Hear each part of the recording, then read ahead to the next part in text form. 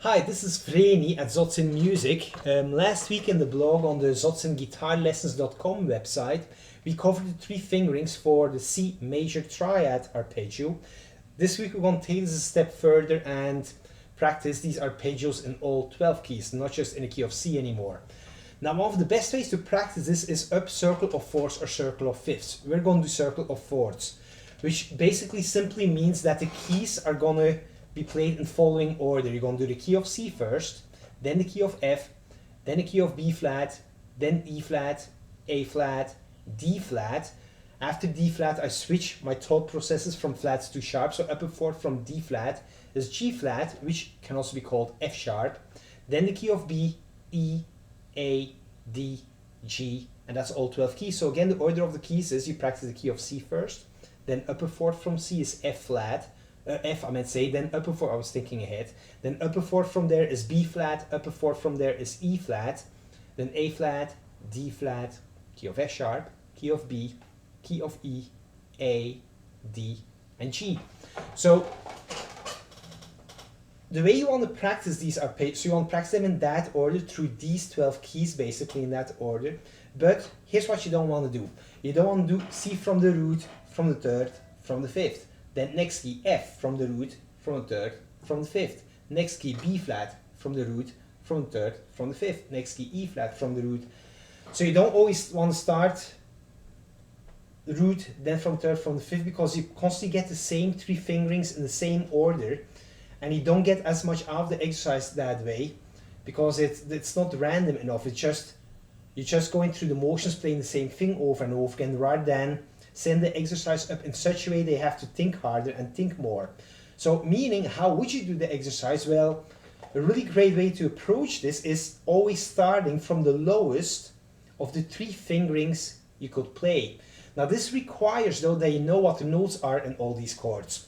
So let's quickly talk about that first. So the notes in a C chord are C, E, and G. You want to memorize this, by the way. The notes in an F chord are F, A, and C. The notes in a B flat chord are B flat, D, and F. The notes in an E flat chord, upper fourth from B flat, the notes in an E flat chord are E flat, G, and B flat. Next chord is A flat. The notes are A flat, C, E flat. The notes in the next chord is D flat. The notes in a D flat chord are D flat, F, and A flat. The next chord upper fourth from D flat is F sharp. The notes in an F sharp chord are F sharp, A sharp, and C sharp.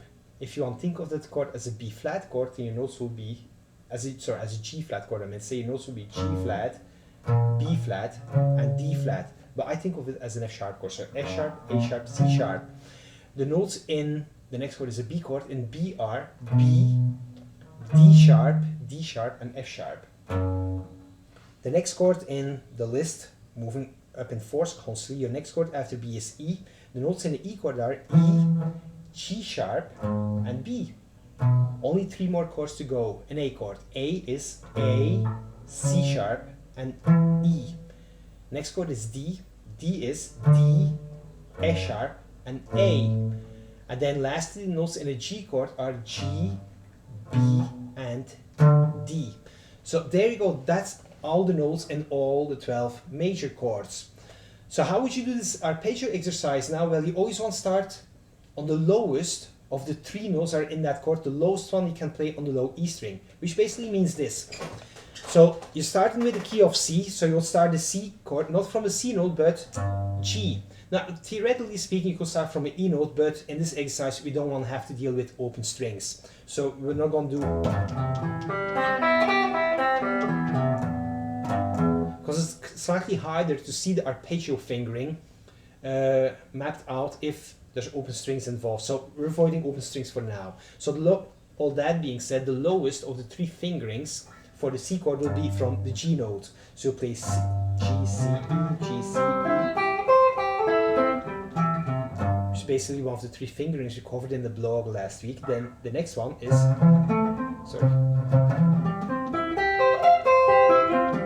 and then G, C from the third, I might say. There you go, that's all the three fingers for a C chord. Upper fourth from C, as you know, is F. So F, I will start from here, which happens to be the root. So this is the lowest note I can play of an F chord. So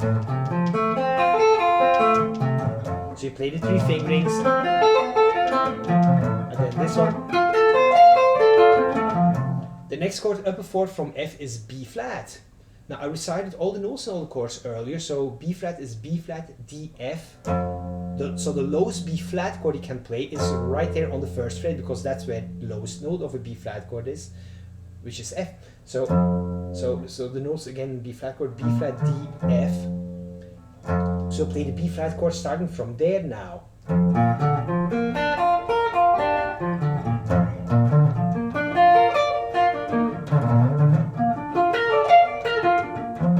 There you go, that's all the B flat fingerings. The next chord upper fourth from B flat is E flat.